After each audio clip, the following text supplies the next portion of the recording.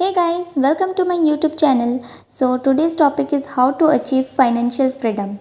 What is financial freedom? Why we need to achieve financial freedom?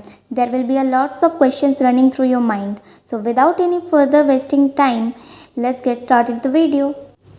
I am here to change your life by financially. You must be thinking, what is financial freedom? So let's discuss what is financial freedom. Financial freedom is the state of life where you need not to go and work for money.